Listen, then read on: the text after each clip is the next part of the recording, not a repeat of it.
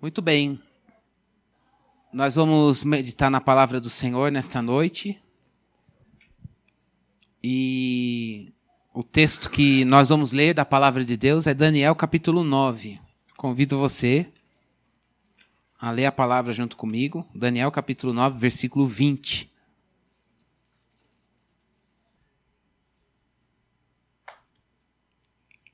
Daniel 9, versículo 20 em diante. Todos acharam? Então a palavra de Deus nos diz assim: Falava eu ainda e orava, e confessava o meu pecado e o pecado do meu povo de Israel, e lançava minha súplica perante a face do Senhor meu Deus, pelo monte santo do meu Deus. Falava ainda na oração, quando o homem Gabriel, que eu tinha observado na minha visão ao princípio, veio rapidamente voando e me tocou à hora do sacrifício da tarde. Ele queria instruir-me, falou comigo e disse: Daniel, agora saí para fazer-te entender o sentido. No princípio das tuas súplicas saiu a ordem, e eu vim para te declarar, porque és muito amado. Considera, pois, a coisa e entende a visão. 70 semanas estão determinadas sobre o teu povo e sobre a tua santa cidade, para fazer cessar a transgressão, para dar fim aos pecados, para expiar a iniquidade, para trazer a justiça eterna, para selar a visão e a profecia e para ungir o Santo dos Santos. Sabe e entende, desde a saída da ordem para restaurar e para edificar Jerusalém, até ao ungido, ao príncipe, 7 semanas e 62 semanas, as praças e as circunvalações se reedificarão, mas em tempos angustiosos. Depois das 62 semanas, será morto o ungido, e já não estará. E o povo de um príncipe que há de vir destruirá a cidade e o santuário, e o seu fim será num dilúvio. Até o fim haverá guerra, desolações são determinadas. E ele fará firme aliança com muitos por 1 semana. Na metade da semana fará cessar o sacrifício e a oferta de manjares. Sobre a asa das abominações virá o assolador, até que a destruição, que está determinada, se derrame sobre ele. Vamos orar? Orar por nós, para que a palavra de Deus, ela seja... o Espírito de Deus ilumine a nossa leitura e meditação na palavra do Senhor, e nós possamos entender o que é que Deus deseja falar ao nosso coração. Vamos orar especificamente, cada um ore por si. Como está seu coração para ouvir a palavra do Senhor nesta noite? Peça ao Senhor: Deus, eu preciso que o Senhor fale comigo. Eu preciso de um coração sensível à palavra e também um coração não apenas sensível, mas um coração crente para obedecer o que a palavra diz. Sensibilidade à voz de Deus na palavra e um coração cheio de fé para ouvir e obedecer. Não apenas ouvir.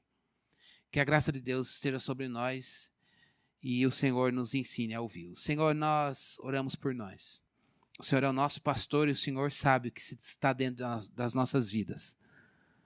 Nós estamos aqui, Deus, porque nós amamos o Senhor, porque o Senhor é Deus e o Senhor nos amou primeiro. E como resposta a esse amor que o Senhor derramou no nosso coração, nós queremos te ouvir. Não apenas te ouvir, Senhor, mas crer.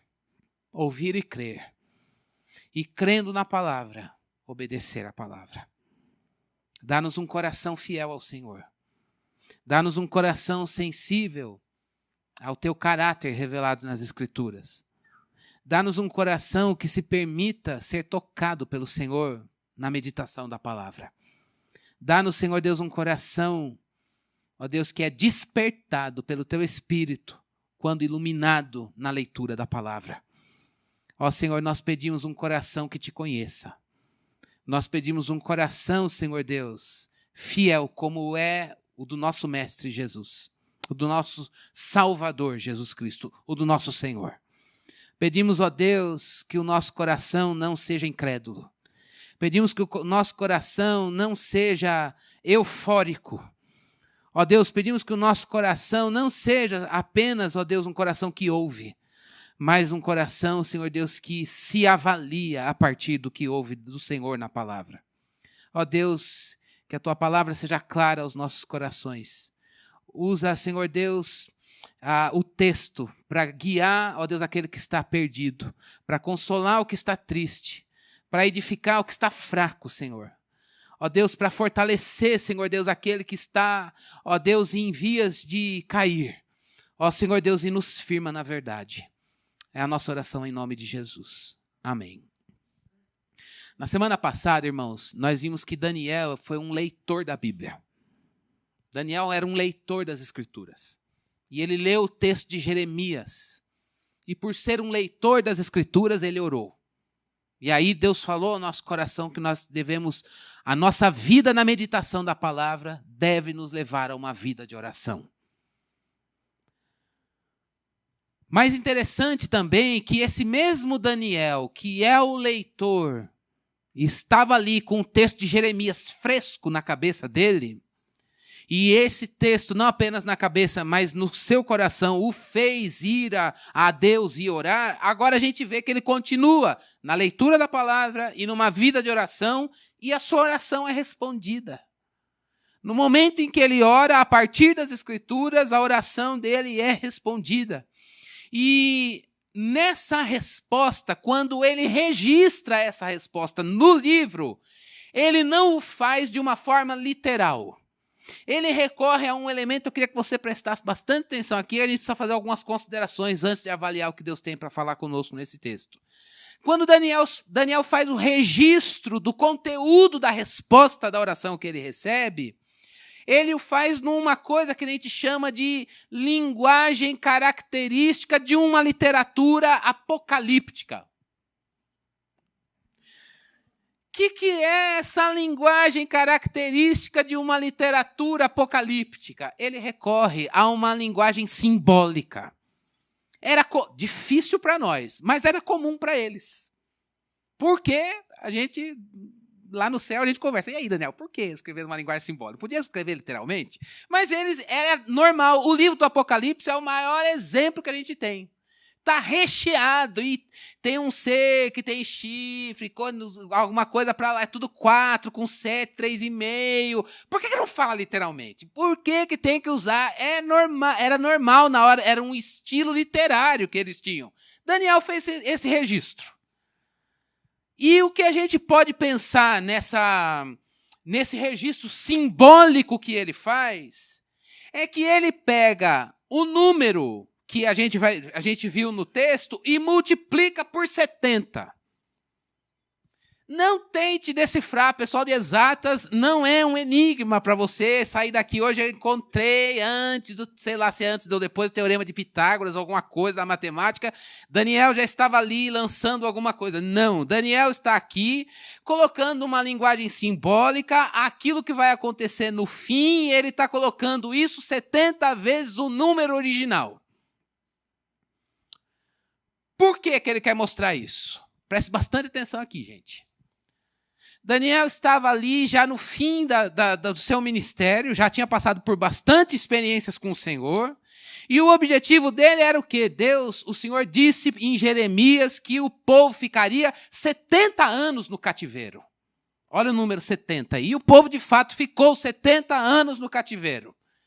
E ele estava ali lendo o texto de Jeremias e orando, e o anjo vem e dá uma resposta para ele. Pois é, o 70 agora vai ser multiplicado pelo próprio 70. Não é 70 literal. E aí você vai ver, de fato, o povo voltar para Jerusalém, voltar para a cidade e poder reconstruir o templo. Jerusalém e templo. 2 marcos da vida espiritual e religiosa do povo de Deus. Ele estava desejoso de ver essa restauração. Ele queria ver o povo, de fato, voltar para a sua terra. servir a Deus com o sacrifício no templo. Quando é que ele poderia ver isso novamente? Quando é que ele veria? Poxa, ele viu o povo sair cativo, agora o desejo dele qual é? Eu quero ver o povo regressar. Eu quero ver o povo ser restaurado na cidade e no templo que Deus edificou um dia, naquilo que foi casa de Deus e recebeu a glória dele, que agora, depois de um tempo, virou ruínas, o povo que teve sua terra, que agora está preso. Poxa, o que eu gostaria de ver, e o que ele desejava ver, era o fim daquele cativeiro, o povo sair da Babilônia e regressar para Jerusalém, e regressar para a vida com Deus, e servir e cultuar o nosso Deus lá no templo. Mas a mensagem que Deus dá para ele por intermédio do anjo não é uma mensagem de dizer o povo vai voltar para Jerusalém e eu vou restaurar aquele templo e a cidade. Embora isso tenha acontecido na história do povo de Deus. A mensagem vai além daquela restauração. A mensagem de Daniel vai além daquela restauração, do que aconteceu com o povo quando eles voltaram lá sob o decreto, depois do decreto e na liderança de Neemias, eles puderam voltar para Jerusalém. Tudo isso são coisas da história das Escrituras do Antigo Testamento que a gente precisa fazer considerações aqui. Então, eu quero que você fique aqui. Daniel estava clamando por isso, mas a mensagem foi além disso. Irmãos, de fato, o povo voltou para Jerusalém. E eles, na liderança de Neemias, reconstruíram os muros e o templo, e aí houve uma segunda inauguração daquele templo, e Deus disse. A voz de Deus voltou de novo, dizendo assim, então, estou aqui com vocês. Não é à toa que nós vemos profetas, que Deus volta e levanta profetas para falar depois do templo reconstruído. O povo estava em Jerusalém e cultuando a Deus no templo. Palmas. Louvado seja Deus por isso. Mas a mensagem que Deus deu para Daniel aqui não era só para isso. Aliás, era para além disso. Por quê? Porque tanto a cidade como o templo, Jerusalém restaurada, o regresso para Jerusalém e o regresso para o templo, a reconstrução daquele templo, também foram futuramente profanados. O povo pecou de novo. O povo, aquela restauração depois dos 70 anos de cativeiro, não garantiu para o povo que eles estavam livres do pecado de coração que os levou cativo. O problema estava lá. E não adiantava Deus dar uma mensagem dizendo assim, vou restaurar, vou dar Jerusalém e o templo novamente. Vai acontecer 70 anos, o cativeiro acaba e o povo vai voltar para lá e vai me cultuar no lugar que eu determinei. A mensagem de Deus vai além disso. Olha que coisa maravilhosa. A mensagem de Deus para Daniel, ele está dizendo, olha, vai ter um decreto, o povo vai voltar para o templo e para Jerusalém, na liderança de Esdras e Neemias, a gente sabe isso por causa do Antigo Testamento, mas mais do que isso, virá um ungido. Mais do que isso, eu trarei o ungido, a palavra que o texto nos dá. E ele sim vai resolver o problema da profanação. Ele sim vai resolver o problema do pecado. Ele sim, de fato, vai mudar o coração que hoje não está mudado. E aí a mensagem que Deus dá para Daniel naquele momento qual é? Olha lá na frente, aí é uma profecia cristológica, dizendo vai chegar um momento em que eu mandarei o ungido. E quando ele vier, aí o meu povo será de fato liberto, livre do pecado. É certo que uma vez com ele vai passar por situações de dificuldade, de perseguição, provas e tribulações. Mas ainda assim, vai chegar até o fim. Irmãos, a mensagem que Deus deu para Daniel não era dizer o cativeiro vai acabar depois de 70 anos. Minha preocupação é que venha o ungido, Cristo Jesus.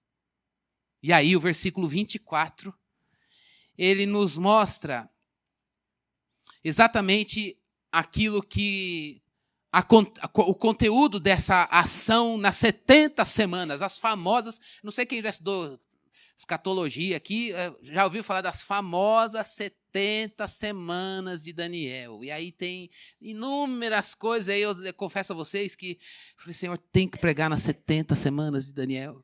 Está na Bíblia, por que não falou? Jesus vai vir, pronto, tá bom. Mas a grande beleza dessas 70 semanas de Daniel não é os 70. Mas a grande beleza dessas 70 semanas é que ela está dizendo que o Senhor Jesus viria para sofrer, para restaurar as nossas vidas. O povo estava ali precisando de uma restauração para a sua cidade e o templo, porque eles estavam cativos. Mas Deus, que é o Senhor da história e olha todas as coisas, diz: a verdadeira restauração é um coração que se volte para mim. E nisso, Deus mostra como resposta Cristo Jesus, o nosso Redentor. A verdadeira restauração não é o povo voltar para Jerusalém, embora isso tenha acontecido e Deus de fato fez. Mas a verdadeira mudança e restauração dessas 70 semanas é o ungido de Deus, Cristo Jesus, o nosso Redentor, que nós nos reunimos aqui hoje para celebrar o que Ele fez na cruz por mim e por você, e que anos antes Deus estava dizendo para Daniel, para o povo por meio de Daniel, dizendo: olha, eu não quero restaurar só a cidade e o templo, eu quero restaurar a vida.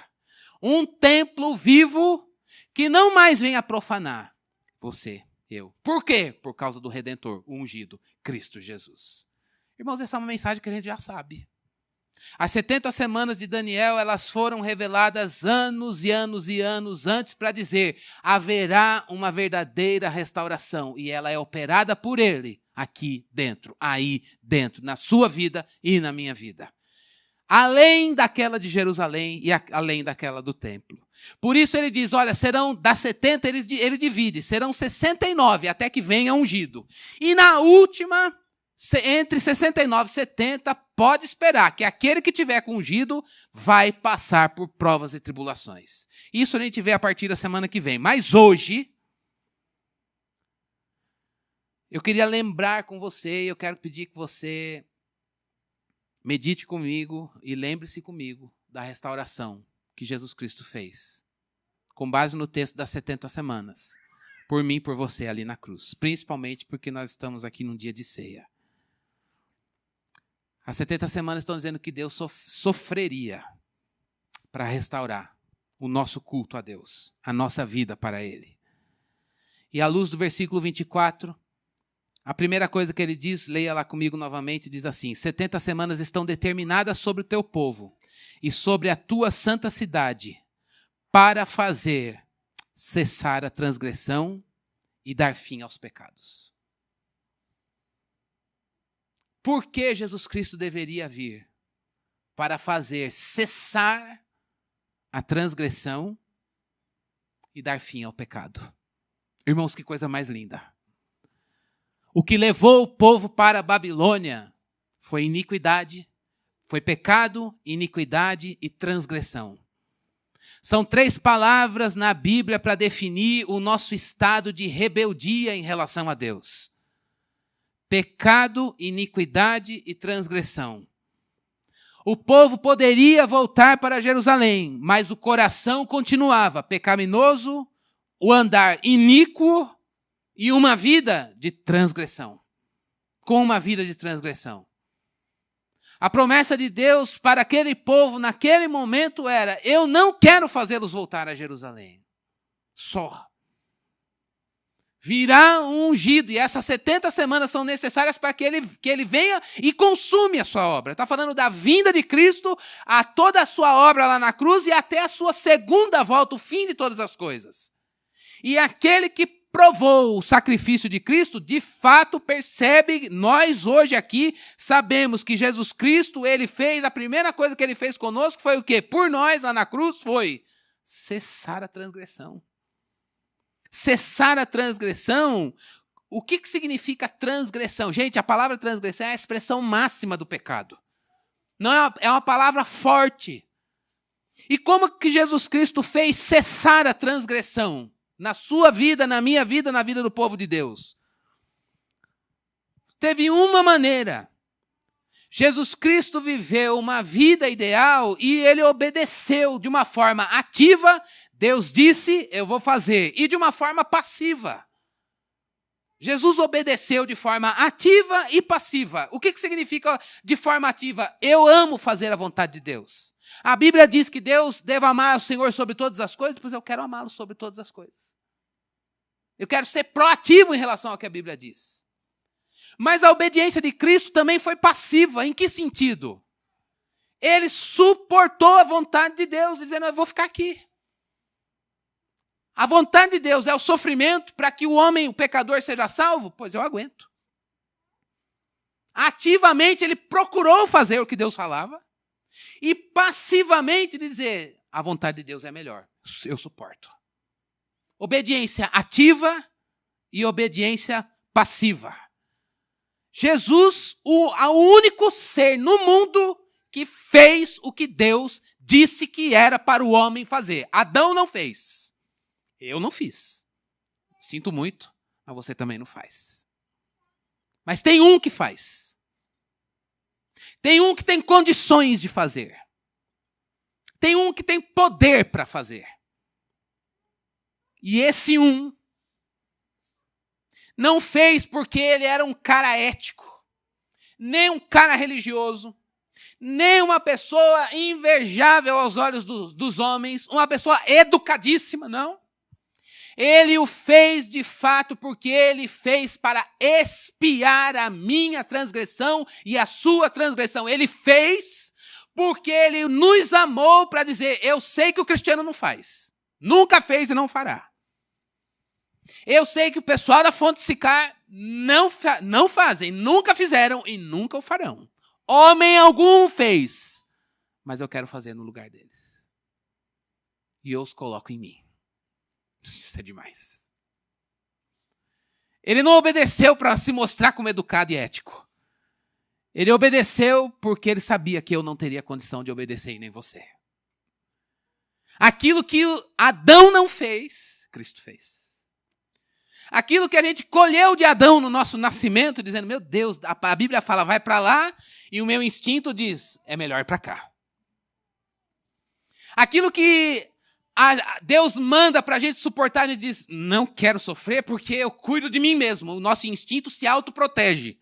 E dá um chega para lá na vontade de Deus, Cristo Jesus, para expiar o seu pecado, o meu pecado, ele obedeceu de uma forma ativa. Deus, eu quero fazer o que está na palavra. E eu suporto.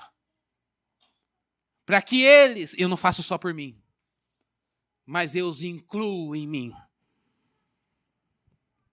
Irmãos, quando Deus olhou a vida exemplar de Jesus numa obediência ativa e passiva, Deus olhou para todos nós pecadores e diz, eu coloco a retidão dele em vocês, em nós. Então Deus olha para nós hoje e sabe que nós nascemos no pecado, mas a partir do momento que nós entregamos a nossa vida para Jesus, Deus não olha mais a nossa trajetória, mas olha o Filho de Deus que é obediente ativamente, passivamente na tua vida, na vida do Lucas, na minha vida, na vida de todos nós, e diz, meu filho está ali, ele é justo. Você foi declarado justo, eu fui declarado justo. Porque Jesus fez o que era certo. Isso é expiar a transgressão. A nossa vida era uma vida torta, de desobediência, de rebeldia contra a palavra, contra a vontade de Deus.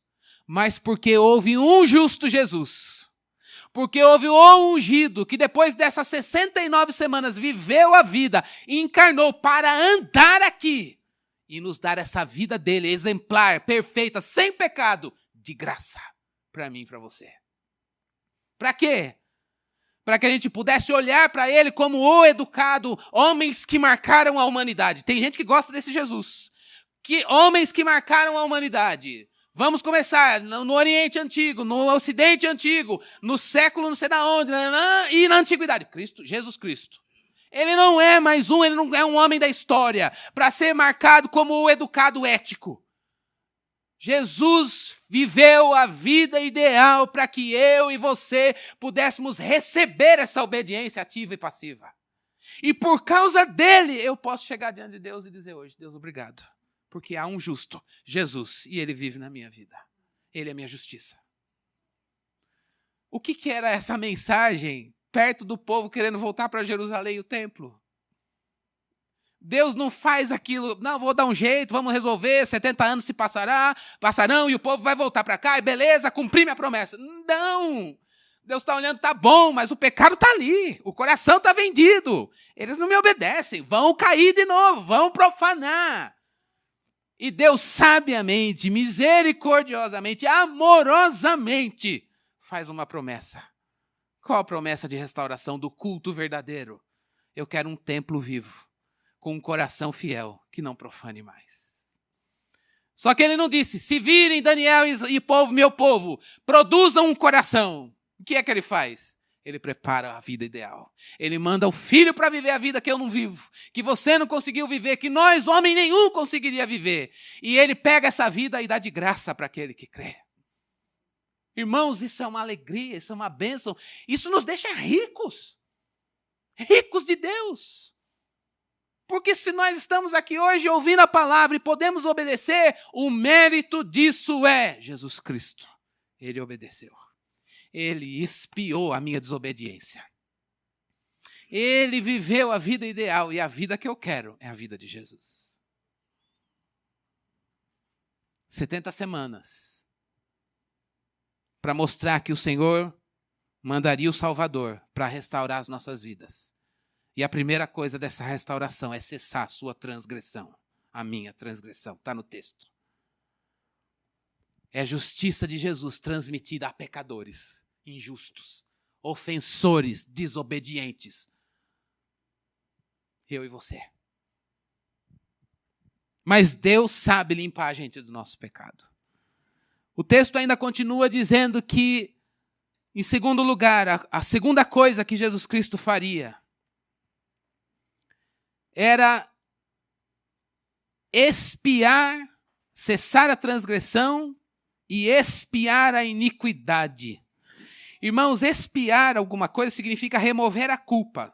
Lembre-se de que Gênesis, quando o homem caiu, ele recebeu duas coisas: culpa e vergonha. Toda vez que a gente peca, o pecado nos paga com culpa e vergonha. E o produto final disso é morte. Mas a palavra de Deus diz que o dom gratuito de Deus, lá no livro de Romanos, não é culpa, vergonha e morte. Nos diz que é vida e paz. Paz com Deus. Mas aqui, nós, no pecado, aquele povo, eu, você, todos nós temos uma culpa legal. Nós erramos. Deus disse, não era para comer. E se comer, vai morrer. Havia uma culpa legal, o povo pecou, Adão pecou, nós nascemos no pecado e há uma punição merecida. Não era para comer, porque se comer, morre. A punição é morte. Culpa legal e uma punição merecida. Por isso, todos que nasceram, todos, a palavra de Deus diz lá em Romanos 3, todos pecaram e carecem da glória de Deus. Há, de fato, uma dívida real. Eu tenho uma dívida com Deus, nós tínhamos uma dívida com Deus por causa do nosso pecado. Toda a humanidade tem essa dívida com Ele, uma dívida real e uma punição objetiva, que eu não tenho condições de pagar, e você também não tinha condições de pagar. Expiar o nosso pecado, expiar a nossa iniquidade significa que Jesus Cristo pegou a nossa dívida real, a nossa punição objetiva, a nossa culpa legal, a nossa punição merecida e levou sobre ele. Deus não estava preocupado o povo voltar para Jerusalém e voltar a pecar novamente. Deus queria dar um fim naqueles sacrifícios renováveis que ano após ano, no dia da expiação, o sumo sacerdote chegava no Santo dos Santos e derramava o sangue para o povo obter perdão do pecado, mas o coração não mudava. O povo tinha circuncisão no físico, mas Deus estava querendo operar uma circuncisão no coração, no interior, na carne. Não na carne, mas no coração, verdadeira circuncisão. Por isso, irmãos, quando a promessa de Deus nessas 70 semanas está dizendo que ele viria para expiar a iniquidade, significaria que Jesus Cristo, de fato, quando morreu por nós ali na cruz, ele removeu a culpa, ele removeu a nossa punição, Ele removeu o castigo e nos deu a justiça de Deus. Ele, de fato, é a propiciação para o nosso pecado. Quando Deus olha para o pecado que você cometeu, quando Deus olha para o pecado que eu cometi, quando Deus olha para as minhas transgressões, para as suas transgressões, para a nossa iniquidade, Ele diz, isso foi pago pelo meu filho. Isso foi pago pelo filho. Por isso, nós hoje estamos aqui diante do Senhor, vivendo os frutos dessas 70 semanas. O ungido veio. E Ele nos resgatou. Ele pagou o preço e nos tirou do pecado e do diabo. E nos reconciliou com Deus. Ele veio para cessar a transgressão e expiar a iniquidade. Esse era o objetivo das 70, de mostrar antes para Daniel, eu vou mandar um ungido que vai cessar a transgressão e expiar a iniquidade do meu povo. Nunca mais eles vão profanar. Não vai mais ter cativeiro, porque eu os redimi. Os redimi do pecado. Irmãos, essa é a maior bênção que pode acontecer de restauração na sua vida e na minha vida.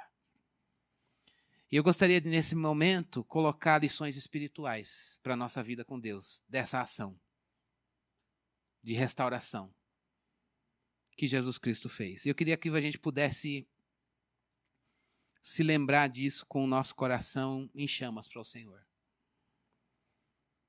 Eu queria que a gente pudesse se lembrar disso. O que significa dizer que Jesus Cristo, o ungido de Deus, como a gente leu na abertura deste culto, aquele que tem o Espírito de Deus e que nos deu esse Espírito, aquele que nos tirou as vestes de tristeza e nos deu óleo de alegria, como a gente leu no texto.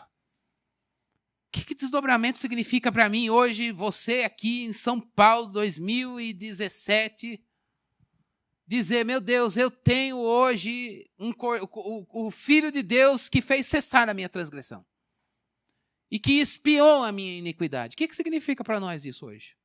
Significa conforto. Ele removeu a sua culpa e te reconciliou com Deus. Significa conforto. Então, algumas lições e desdobramentos para nós dessa ação, dessa profecia das 70 semanas. A primeira coisa, não importa o que você fez. Não importa o teu pecado passado, o meu pecado passado até o momento da nossa conversão. A nossa culpa foi tirada. Ela era real. Ela era legal. Mas hoje, ela já não existe mais. A nossa culpa não existe mais. Portanto, se alguma coisa de culpa aparece na tua vida, uma vez que você está com Cristo Jesus, alguma coisa está errada. Porque a sua culpa e a minha culpa foi posta sobre Ele lá na cruz. Ele, de fato, cessou a nossa transgressão. A vida do crente não é uma vida de culpa e nem de vergonha. Todos os nossos pecados, eles de fato foram expiados pelo Filho de Deus. E é por isso que a gente pode chegar diante de Deus e dizer, Deus, eu não quero nenhum fardo de culpa. Eu sei que o meu pecado passado, o meu pecado futuro, aquele que eu não vigiar, escorregar e cair, ele está expiado pelo Filho de Deus lá na cruz. E isso não me dá base para sair pecando. Então vamos, pecado está perdoado. Então bora viver a vida que eu quero. Muito pelo contrário. A culpa, sim. A culpa faz com que você queira resolver a culpa. E aí ela diz, olha, você tem que dar um jeito de resolver e jogar essa culpa ou para o outro, ou você finge que não tem culpa. E aí a gente tenta. O problema não é resolver o pecado. O problema é o que eu faço com a culpa. O que é que eu faço com o que eu fiz? Mas um filho de Deus diz, não, Deus, eu pequei. E o mais triste é que eu não posso fazer nada para expiar o meu pecado, porque ele já está expiado. Eu não posso resolver porque já está resolvido. O que é que eu tenho que fazer? Admitir. Está vendo como Deus não passa a mão na nossa cabeça? É conforto nem dizer assim, não sou digno de chegar na presença de Deus. Mentira! Você pode chegar na presença de Deus pecando e dizendo, pequei. Aliás, eu tinha que estar aqui para falar. O nome disso se chama confissão. Chegar diante de Deus e dizer, tem um negócio para te falar, que o senhor já sabe. Aquilo que Adão fez, quer fugir? Eu não quero, não. Eu vou fazer o que o filho faria. Não fez porque não pecou. Mas chegou na presença de Deus e abriu o caminho para que eu chegue diante do Senhor e diga, eu não quero culpa. A culpa não é para mim, mas eu quero dizer que eu pequei. E que esse pecado já está perdoado por Jesus lá na cruz. Não tem nada para eu pagar. Às vezes a gente faz assim, ó, já disse isso aqui no púlpito, quero dizer de novo. O crente faz assim. Senhor, eu pequei, então assim, como o Senhor sabe que eu pequei, pode tirar aquela bênção, Deus. Pode tirar. Tira. O Senhor me deu, o Senhor abençoou, o Senhor abriu a porta de emprego para mim, foi tão abençoado, Senhor, mas eu não sou de canalha, eu pequei. Pode pôr a mão lá, Deus. Isso é orgulho, gente.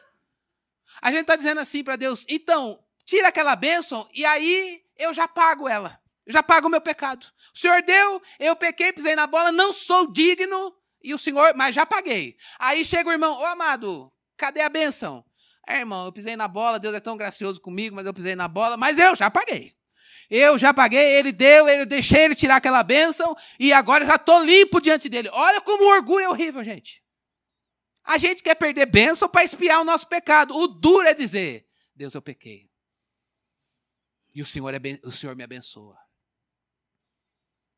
E eu perder alguma coisa não vai expiar o meu pecado, porque quem expiou o meu pecado foi teu filho lá na cruz. E eu admito que o sacrifício dele me purificou desse pecado. Agora eu quero força para abandoná-lo e não voltar mais aqui. Estão entendendo, gente? É esse conforto de chegar diante de Deus e dizer, eu não tenho culpa mais. Eu não tenho culpa. E eu posso chegar na tua presença e dizer, eu vim aqui porque o meu pecado está expiado. Segunda lição para nós. Quando o Senhor cessa a nossa transgressão e expia a nossa iniquidade, por causa do sacrifício dele, a gente tem acesso a Deus. Preste bastante atenção, irmão. Se você acha que Deus tem que te punir de alguma coisa, você precisa rever tua vida com Deus. Se eu acho isso, eu preciso reavaliar minha relação com o Senhor. Deus não tem que punir mais nada, porque a punição foi posta sobre Jesus. E o que é que a gente faz, então? Porque nós ainda não chegamos à perfeição que Cristo tem. Tem um recurso que a gente não gosta. Disciplina. É isso aí.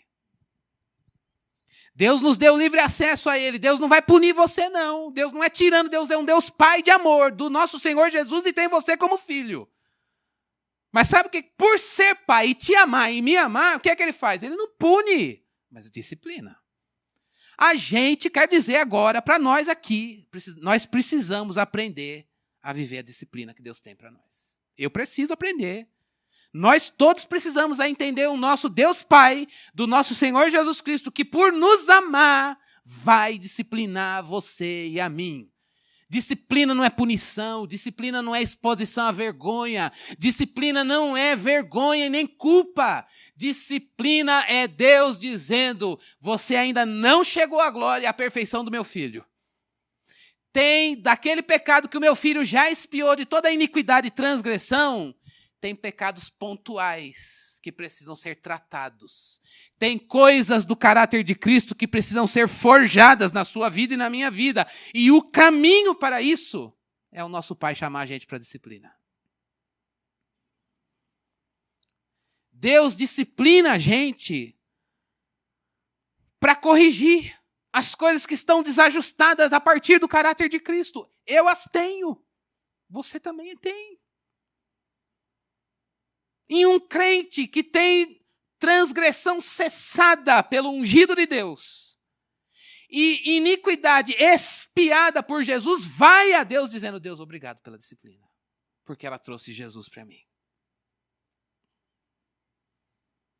Irmãos, a palavra de Deus, domingo após domingo, ela tem um aspecto de disciplina de Deus para nós. A palavra de Deus, a gente precisa parar de ter medo de Deus e cumprir o que está no livro de Hebreus e dizer, obrigado porque o Senhor me disciplina. De fato, eu me humilho diante do Senhor porque eu pequei e tem pecado na minha vida, mas eu sei que Ele está expiado. Só que agora eu quero ser humilde para dizer, eu não sei. Eu não sei como é que faz para ser santo. O Senhor, eu quero disciplina para aprender.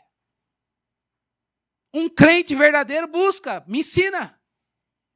Um crente verdadeiro não vai trocar a disciplina pela culpa. Não, eu vim aqui, tira aquela bênção, fecha a porta do emprego, manda embora, faz alguma coisa, pode tirar meu carro. Nada. Um crente verdadeiro vai dizer, Deus, o meu pecado está expiado, mas eu não quero só ter o perdão. Eu quero ver Jesus na minha vida. Me disciplina. Me corrige, porque eu estou andando errado.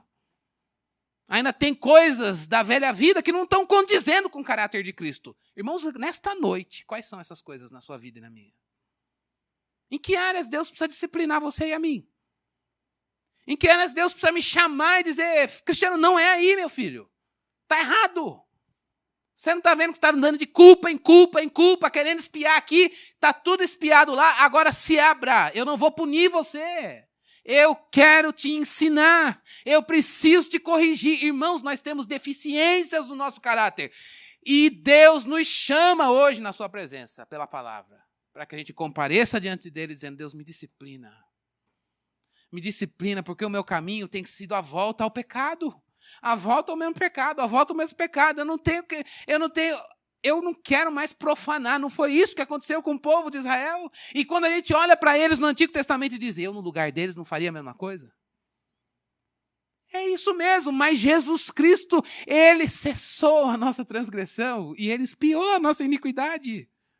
E é por causa da santidade de Jesus que a gente pode orar a Deus hoje dizendo, eu não quero que o Senhor venha me punir, eu nem quero ver o Deus punitivo, porque por me amar ele já puniu isso em Jesus.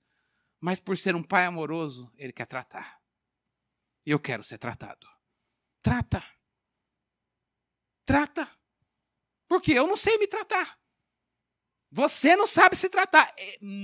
Por melhor pai que você tenha tido, ele não tem acesso ao teu coração. Ele não tem poder de tirar pecado de você. Mas o nosso pai, sim. Ele é aquele que afasta de nós o pecado pela graça dele. E é por causa dele que a gente pode chegar diante de Deus hoje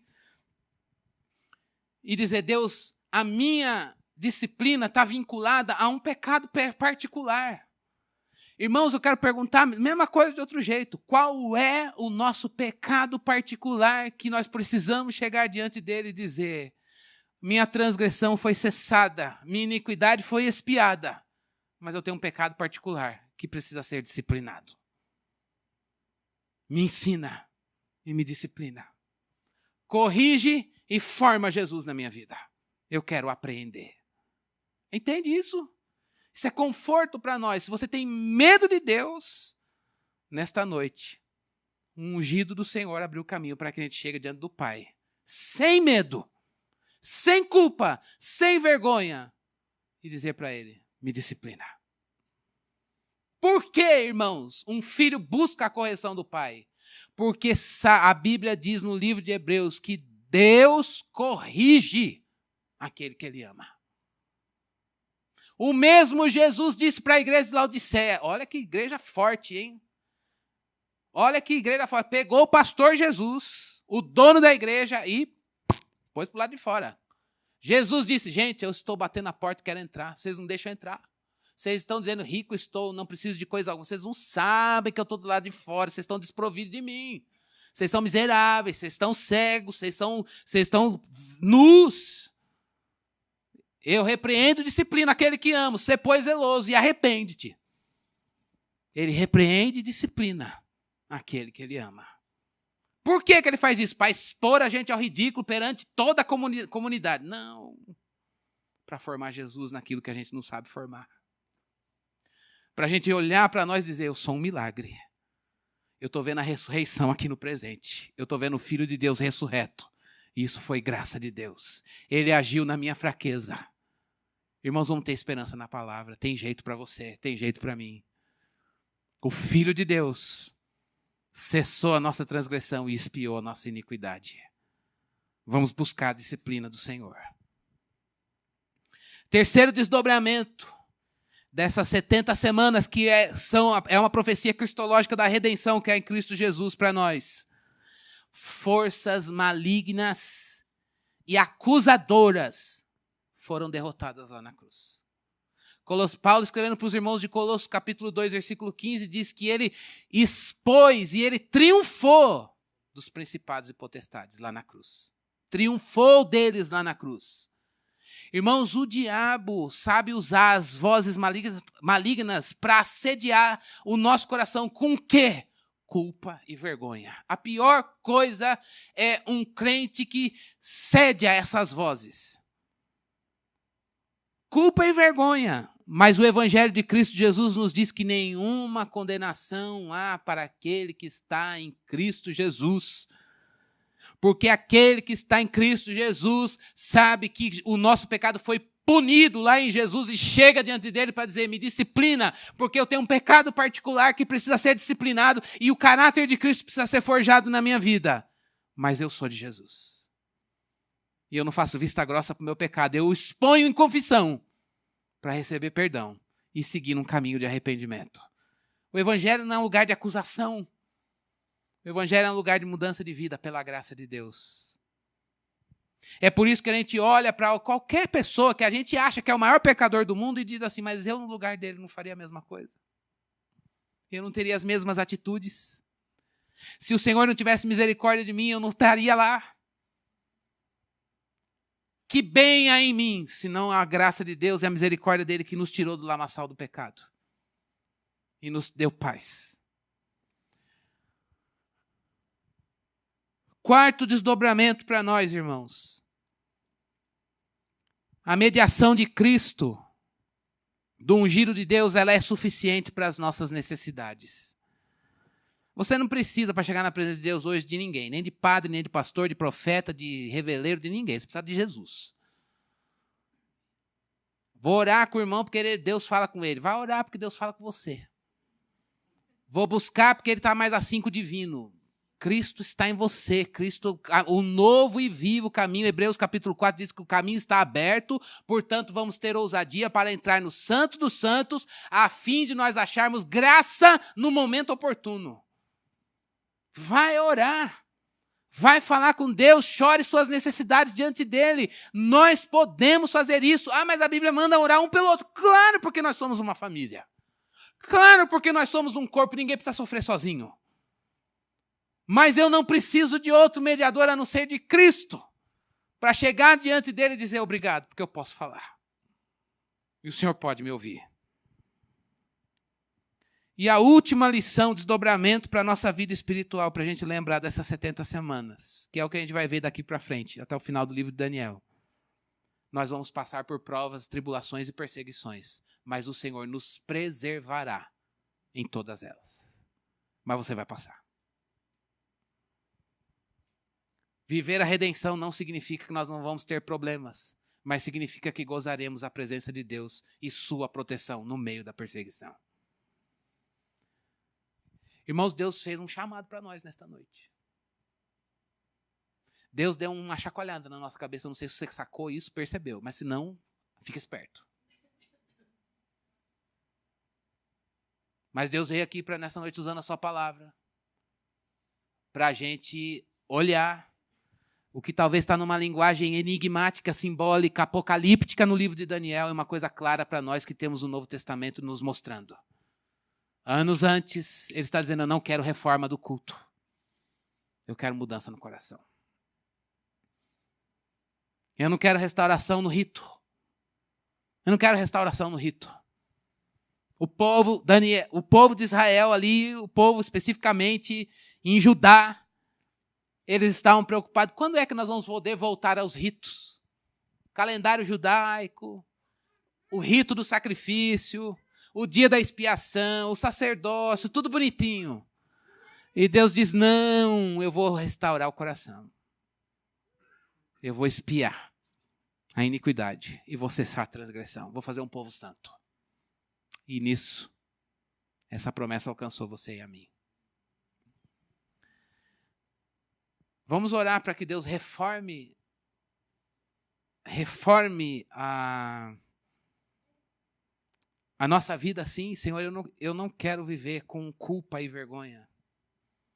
Eu quero viver os feitos notáveis da cruz. Os efeitos notáveis da cruz na minha vida. Eu quero de fato olhar para mim, ver Jesus Cristo aqui, pela graça de Deus, e humildemente, em glória para Deus, poder dizer, Cristo, meu Redentor, vive para sempre. Meu pecado foi expiado. A minha iniquidade foi expiada. A minha transgressão cessou. Cristo se fez pecado por mim. Ele de fato viveu a punição objetiva. Mas ele obedeceu de forma real, de forma ativa e passiva, para que hoje eu e você pudéssemos estar na presença de Deus. Vamos em oração responder ao Senhor com essa palavra, dizendo: Deus, eu quero ser disciplinado. Eu não quero resolver a minha culpa. Se você está aqui hoje querendo resolver sua culpa, olha, isso é voz maligna. Ela já está resolvida lá na cruz. O que nós precisamos chegar diante de Deus, nos humilhar e dizer: eu pequei. Tem um pecado particular, pontual. O nome dele é mentira. O nome dele é perversão. O nome dele é soberba. O nome dele é cobiça. O nome dele é, não sei, pecado tem nome. E a gente tem que chegar diante de Deus com graça e dizer: o meu pecado tem um nome horrível. E ele é pontual. Só que a culpa dele já está resolvida lá na cruz. Eu não tenho que espiar. Jesus é a propiciação. O Senhor já cirou no Filho. E me deu absolução e paz de graça. Só que por causa disso, porque eu não sou mais ele, e porque o Filho vive em mim, eu preciso de disciplina para ter o Filho forjado na minha vida. Eu não quero mais andar nesse caminho. Eu não quero que ele volte na minha vida. Eu não quero que ele volte. Eu quero que isso seja resolvido. Eu quero viver a vida de Jesus. Eu não quero mais viver a minha vida. E aí um filho vai buscar a disciplina do pai. E o pai segura na nossa mão e ensina a gente a andar no caminho que é o seu Filho Jesus. Deus, o nosso Pai, nos ama. Ele está aqui para nos ensinar a andar no caminho que é o Filho. Se você é torto, se você tem pés vacilantes, o nosso Deus sabe nos dar retidão. Um coração quebrantado, um coração que se humilha diante de Deus e que sabe que não quer resolver sua culpa e nem sua vergonha, mas que quer apreender a vida do Filho, é um coração que passou por uma reforma, uma restauração do seu culto. Irmãos, mais do que reformar rito, a expiação e a redenção que é em Cristo Jesus veio trazer de volta o nosso coração para Deus. Deixemos o nosso Pai, o nosso pastor, buscar o nosso coração. Vamos ficar em pé e vamos orar? Nós vamos, neste momento, participar da ceia do Senhor. Mas não sem antes nos autoavaliar, autoexaminar, para podermos então participarmos da ceia do Senhor. Irmãos, esse autoexame não é um exame do mês. Deixa eu ver o que eu fiz nesse mês. Vou avaliar, zerou, mês que vem a gente volta aqui, beleza. Esse autoexame, irmãos, é o chão que antecede a confissão de alguém que chega na presença de Deus sem culpa e sem vergonha, mas quebrantado, e chega para ele e diz: me disciplina. Eu tenho fugido. Tenho vivido com este pecado particular a vida toda. Ele não reflete Cristo. E eu sei que o único caminho para eu sair dele, a única forma, é o sacrifício de Jesus.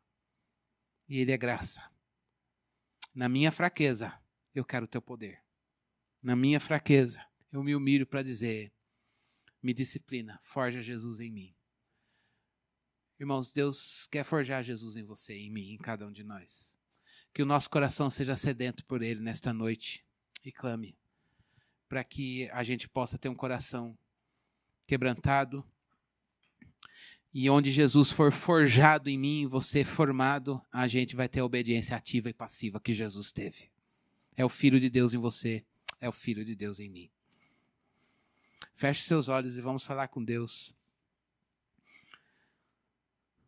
Obrigado, Senhor, porque nós temos um novo caminho para chegar ao Senhor. Um novo e um vivo caminho. É Jesus. É Jesus. Muito obrigado, porque nós olhamos para a história do teu povo no Antigo Testamento e não vemos ali, Deus, só a restauração em Jerusalém, naquele templo inaugurado por Salomão. Mas nós vemos, ó Deus, uma promessa que nos alcançou. E que, distantes de Jerusalém, que nós estamos hoje, e depois de tantos séculos, aqui estamos nós, neste século 21.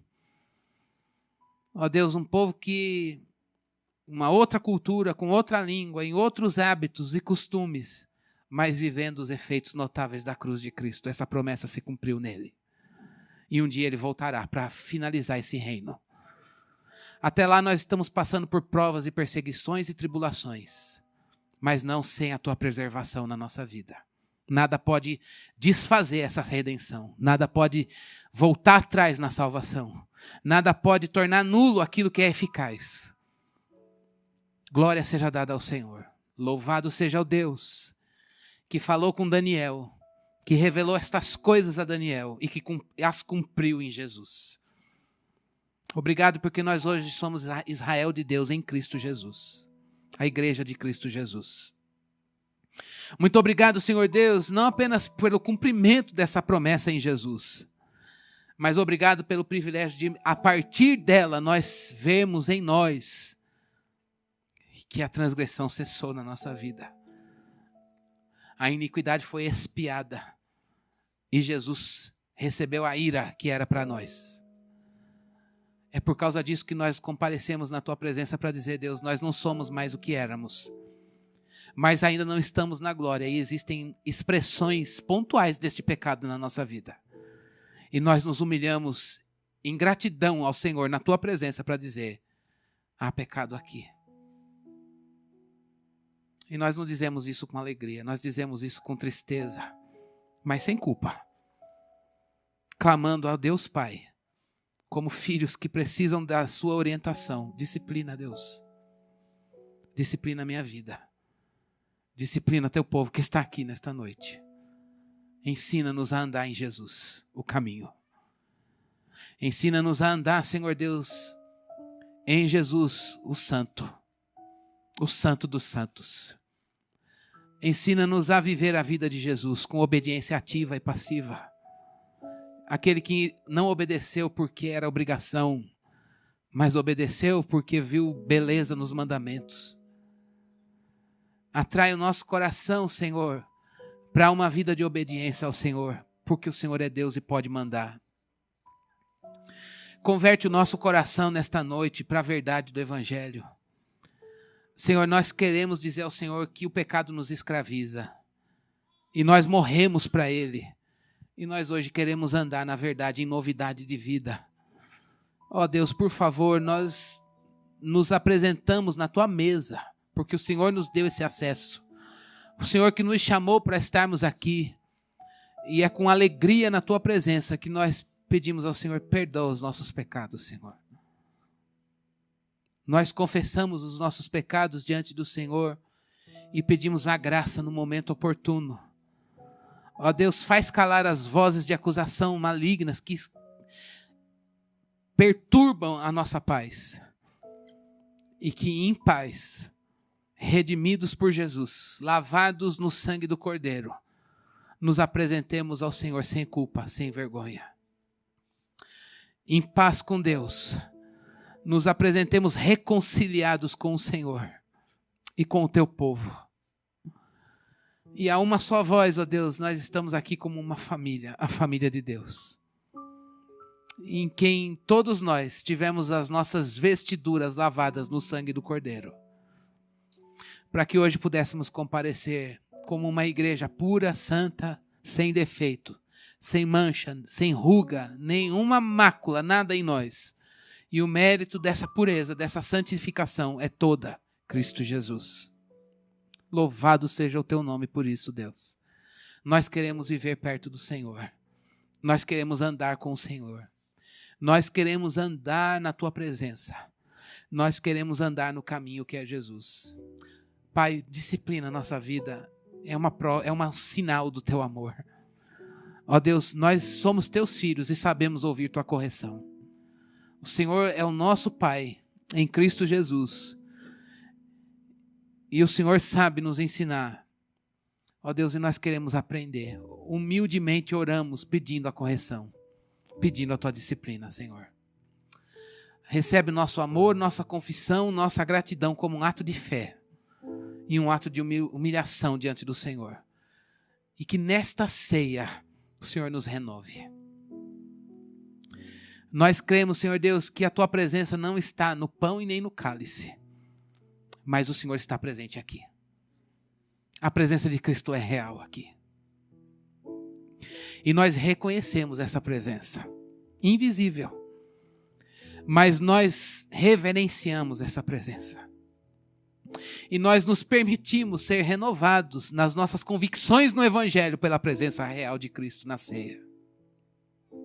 E não apenas no momento presente, mas para reafirmar a nossa confissão e espera fiel de dizer: vem, Senhor Jesus, nós ansiamos a tua volta.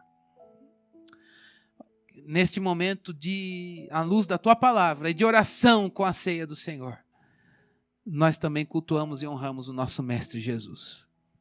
Obrigado pelo privilégio de confessar os nossos pecados e sermos perdoados em nome de Jesus. Amém.